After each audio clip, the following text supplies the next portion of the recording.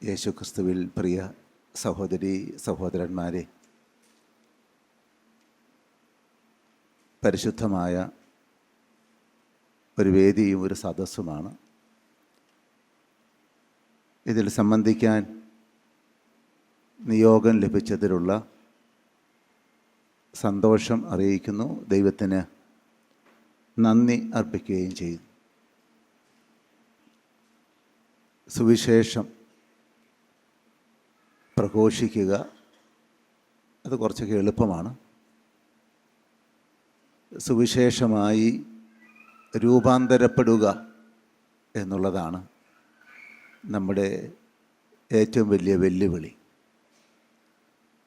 അതിന് പരാജയപ്പെടുന്നു എന്നുള്ളതാണ് ഈ കാലഘട്ടത്തിൽ നമ്മൾ ഓരോരുത്തരും വ്യക്തികളായും സഭയായും അഭിമുഖീകരിക്കുന്ന പ്രതിസന്ധി. വളരെയേറെ പ്രതികൂലങ്ങളിലൂടെ കടന്നു പോകുന്ന ഒരു കാലഘട്ടത്തിൽ യേശുക്രിസ്തു എന്നിലൂടെ ജീവിക്കുന്നു, നമ്മൾ ഓരോരുത്തരിലൂടെയും ജീവിക്കുന്നു എന്ന് മറ്റുള്ളവർക്ക് ബോധ്യമാകുന്നില്ല എന്നുള്ളതാണ് നമ്മെ വല്ലാതെ കുഴയ്ക്കുന്ന പ്രശ്നം. അതിന് നാം പരാജയപ്പെടുന്നു എന്നുള്ളത് കൊണ്ട് അപ്രധാനമായ പല കാര്യങ്ങളിലും നമ്മുടെ ചിന്തയും നമ്മുടെ പ്രവർത്തനങ്ങളും കുടുങ്ങിക്കിടക്കുന്നു. നമ്മുടെ പ്രവർത്തനങ്ങൾ ശുശ്രൂഷകളായി മാറുന്നില്ല. നമ്മളുടെ പ്രവർത്തനങ്ങൾ സാധാരണ സംഭവങ്ങൾ പോലെ അവ അവശേഷിക്കാനിടയായി തീരുന്നത് അതുകൊണ്ടാണ് എന്നതിൽ യാതൊരു സംശയമില്ല. ഇന്ന് വേദിയിൽ ആയിരിക്കുമ്പോൾ നമ്മെ ഓരോരുത്തരെയും, ഏത് വചനപ്രഘോഷകനെയും, ഏത് സഭാ ശുശ്രൂഷകനെയും, ഏതൊരു വിശ്വാസിയെയും ജീവിതം കൊണ്ട് വെല്ലുവിളിക്കാൻ സാധിക്കുന്ന ഒരു വിശുദ്ധ സാന്നിധ്യം നാം എല്ലാം ആദരവോടെ കാണുന്ന ജെയിംസ് മാഞ്ഞാക്കല്ലച്ചൻ എന്ന സുവിശേഷകൻ. സുവിശേഷത്തിന് വേണ്ടി വില കൊടുക്കാൻ തയ്യാറായ ഒരു സാക്ഷി. നാം വിചാരിക്കുന്നത് പോലെയല്ല സുവിശേഷ ശുശ്രൂഷകൻ്റെ ആ സഞ്ചാര പദങ്ങൾ വ്യത്യസ്തങ്ങളാണ്. അത് മുൻകൂട്ടി കൃത്യമായി ആസൂത്രണം ചെയ്യുക സാധ്യമല്ല. മാഞ്ഞാക്കലച്ചന് ഈ കാരിസ് ഭവനിൽ ശുശ്രൂഷ ചെയ്യുമ്പോൾ, ഡയറക്ടർ ആയിരിക്കുമ്പോഴും, കേരളം മുഴുവനും നിറഞ്ഞു നിന്ന് ശുശ്രൂഷ ചെയ്തിരുന്നപ്പോഴും, ഒരു യുവ വൈദികൻ എന്നുള്ള നിലയിൽ ഞാൻ അടുത്ത് നിന്ന് അത് കാണാനും അറിയാനും അനുഭവിക്കാനും ഇടയായിട്ടുണ്ട്. ഒരുപക്ഷെ അച്ഛൻ എന്നെ ശ്രദ്ധിച്ചിട്ടുണ്ടാവുക ഇല്ല. ഏതാനും പ്രാവശ്യം ഞാനവിടെ പോയിട്ടുണ്ട്, ധ്യാനം കൂടിയിട്ടുണ്ട്. തിരുവനന്തപുരത്ത് നിന്നും നവീകരണത്തിൻ്റെ ആ പ്രദേശത്തുള്ള ഞങ്ങൾ സംഘടിപ്പിച്ചിട്ട് ബസ് പിടിച്ച് ഇവിടെ വന്ന അച്ഛനോടൊപ്പം ഒരു മുഴുവൻ ദിവസവും ധ്യാനത്തിൽ സംബന്ധിച്ചു. അച്ഛൻ അന്ന് പരാമർശിച്ച വിഷയങ്ങളെ സംബന്ധിച്ച് അതിപ്പോഴും പ്രസക്തമായ വിഷയങ്ങളാണെന്ന് ഞാൻ ഓർമ്മിക്കുന്നുണ്ട്. തിരുവനന്തപുരത്ത് അദ്ദേഹം നടത്തിയിട്ടുള്ള ശുശ്രൂഷകളുണ്ട്. സെൻറ്റ് ജോസഫ്സ് ഗ്രൗണ്ടിൽ ഇപ്പോഴും എൻ്റെ ഓർമ്മയിലുണ്ട്. അദ്ദേഹം റൂഫസ് അച്ഛനാണോ അതോ ജിനോ അച്ഛനാണോ, അച്ഛന്മാരാരാണെന്ന് ഞാൻ ഓർമ്മിക്കുന്നില്ല, ഇംഗ്ലീഷിലുള്ള പ്രസംഗം തർജ്ജമ ചെയ്ത് ഏതാനും റൂഫസ് അച്ഛനാണ് തർജ്ജമ ചെയ്ത് പ്രസംഗിക്കുന്നത്. അപ്പം ഞങ്ങൾ പറയുമായിരുന്നു, റൂഫസ് അച്ഛൻ പറയുന്നതിൻ്റെ അപ്പുറത്തേക്കുള്ള വ്യാഖ്യാനങ്ങളുമായിട്ടാണ് ട്രാൻസ്ലേറ്റ് ചെയ്യുന്ന മാഞ്ഞാക്കലച്ചൻ അവിടെ സംസാരിച്ചത്. അവിടെ എത്രയോ നിരവധി പ്രാവശ്യം അദ്ദേഹം ആ പ്രദേശങ്ങളിലെല്ലാം വന്ന് ശുശ്രൂഷ ചെയ്തിട്ടുണ്ട്. ഇവിടെ ദീർഘമായി സംസാരിക്കാനുള്ള അവസരമല്ല. ഇന്ന് ഈ ഒരു ജീവിതം, ഈ വേദി വളരെ സന്തോഷം പകരുന്ന ഒരു വേദിയാണ്. അസാധാരണമായ പന്ഥാവിലൂടെ സഞ്ചരിച്ച് ഒരു അഭിഭാഷകൻ എന്നുള്ള നിലയിലും ന്യായാധിപൻ എന്നുള്ള നിലയിലും ക്രിസ്തുവിൻ്റെ സുവിശേഷത്തിന് സാക്ഷ്യം വഹിച്ച അദ്ദേഹം ആ ഉന്നതമായ പദവിയിലായിരിക്കുന്ന സന്ദർഭത്തിലും മുട്ടുകുത്തി നിന്നുകൊണ്ട് ജപമാല ചെല്ലാനും ആരാധന നയിക്കാനും തയ്യാറായ ഒരു അൽമായ പ്രേഷിതൻ്റെ സാന്നിധ്യം ഇവിടെയുണ്ട്. ജസ്റ്റിസ് കുര്യൻ ജോസഫ് സാറിനെ സംബന്ധിച്ചിടത്തോളം ഒരു മാധ്യമ പ്രവർത്തകൻ എന്നുള്ള നിലയിൽ കേരളത്തിലെ ഏറ്റവും തലയെടുപ്പുള്ള പ്രവർത്തകനാണ്. അദ്ദേഹത്തിൻ്റെ ജീവിതത്തിൻ്റെ സമർപ്പണത്തെ സംബന്ധിച്ച് എനിക്ക് ഒരു സഹോദരൻ എന്നുള്ള നിലയിൽ അടുത്ത് നിന്ന് കാണാനും അദ്ദേഹത്തിൻ്റെ ശുശ്രൂഷകളുടെ സൽഫലം അനുഭവിക്കാനും അദ്ദേഹത്തിലൂടെ ദൈവം എഴുതുകയും പറയുകയും ചെയ്യുന്നത്, ഈ തലമുറയോട് സംസാരിക്കുന്നത് അടുത്ത് കാണാനും ഇടയായിട്ടുണ്ട്, അനുഭവിക്കാനിടയായിട്ടുണ്ട്. ഇപ്പോഴും ഇന്ന് ഉച്ചയ്ക്ക് 2 മണി മുതൽ 3:30 വരെയുള്ള സമയം നമ്മുടെ വൈദികർക്ക് വേണ്ടി പ്രത്യേകമായ പീഡാനുഭവ ശുശ്രൂഷ ഓൺലൈനിലൂടെ അനേകരെ സംഘടിപ്പിച്ചുകൊണ്ട് നടത്തുന്ന ഒരു ശുശ്രൂഷകനാണ്. അപ്പോൾ ഇവിടെ അതുകൊണ്ടാണ് ഈ വേദിയെ സംബന്ധിച്ച് ഞാൻ പറയുന്നത്. നവസ അച്ഛൻ ഞങ്ങൾ സീനിയറും ജൂനിയറുമായി ആലുവായി പഠിച്ചിരുന്ന നവസച്ചനാണ്. ശുദ്ധനായ മനുഷ്യൻ, അന്നും ഇന്നും നിഷ്കളങ്കനാണ്. വളരെയേറെ ആഴമായ വിഷയങ്ങൾ പഠിച്ചവതരിപ്പിക്കുന്ന വ്യക്തിയാണ്. ബഹുമാനപ്പെട്ട പ്രൊഫസർ ജേക്കബ് മാത്യു സാറിനെ സംബന്ധിച്ച് ഞാൻ കേട്ടിട്ടുണ്ട്. എങ്കിലും ഇന്നാണ് അദ്ദേഹത്തെ എനിക്ക് കാണാനും അദ്ദേഹത്തിൻ്റെ സംസാരം കേൾക്കാനും ഇടയായത്. സുപ്പീരിയർ ജനറലായി MSFൻ്റെ സുപ്പീരിയർ ജനറൽ ബഹുമാനപ്പെട്ട അച്ഛൻ്റെയും സാന്നിധ്യത്തിൽ ഞങ്ങൾക്കെല്ലാം എനിക്ക് പ്രത്യേകമായ സന്തോഷമുണ്ട്.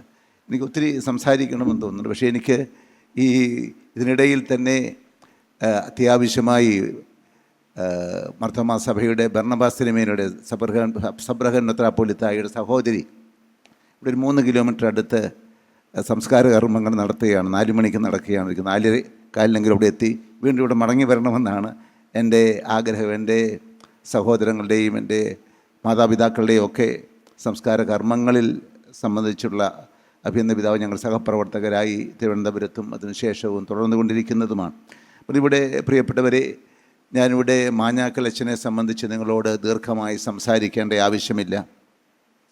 നമ്മുടെ സ്പിരിച്വൽ സ്റ്റാർ ഓഫ് ഇന്ത്യ എന്ന ഒരു നാമം നൽകി നമ്മൾ അവാർഡ് നൽകുകയാണ്. കഴിഞ്ഞ ദിവസം 2 ആഴ്ച മുമ്പ്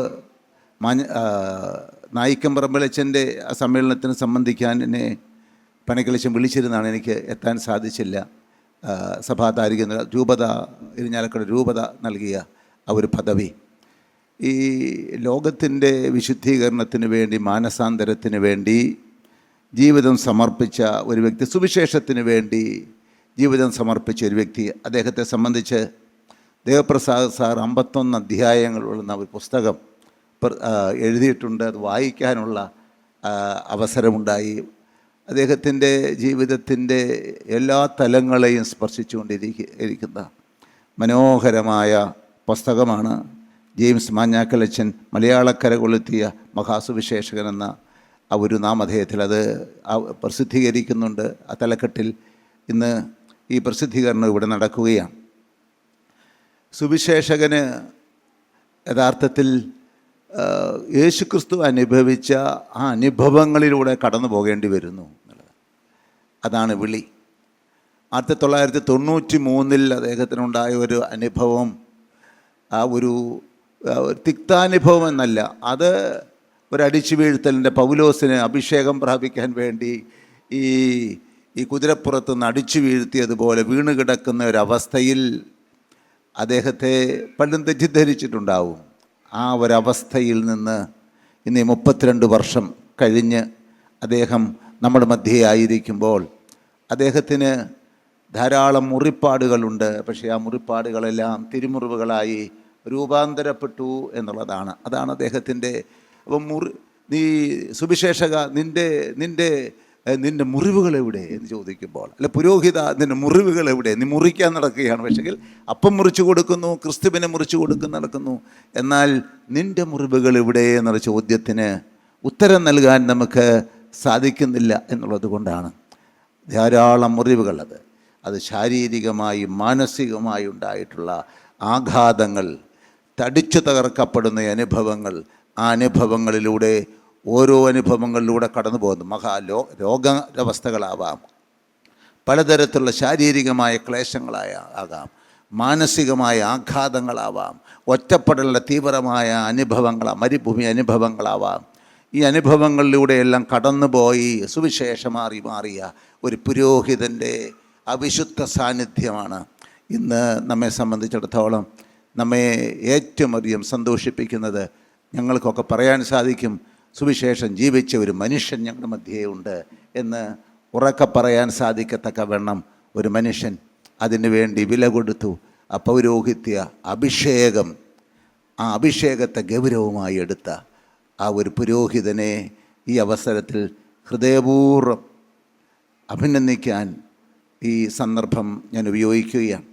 അദ്ദേഹത്തെ മലയാളികൾക്ക് കുറേ കൂടി ഒരു പക്ഷേ ഈ ചെറിയ തലമുറയ്ക്ക് പരിചയപ്പെടുത്താൻ, വായിച്ചറിയാൻ തക്കവണ്ണം വളരെ വിശാലമായി അദ്ദേഹം പഠിച്ചിരുന്ന ദേവപ്രസാദം സെമിനാരി MSFS പഠിച്ചിരുന്നയാളാണ്. തിയോളജിയൊക്കെ പഠിച്ച് പട്ടം സ്വീകരിച്ചിരുന്നേ ഉള്ളൂ. ഇപ്പോഴും നമുക്ക് സാധാരണ അച്ഛന്മാർക്കറിയാവുന്ന എല്ലാ പ്രാർത്ഥനകളും എല്ലാ തിയോളജിയും അതും അതിനപ്പുറവും അദ്ദേഹത്തിന് ഇപ്പോഴും ഹൃദ്യസ്ഥമാണ്.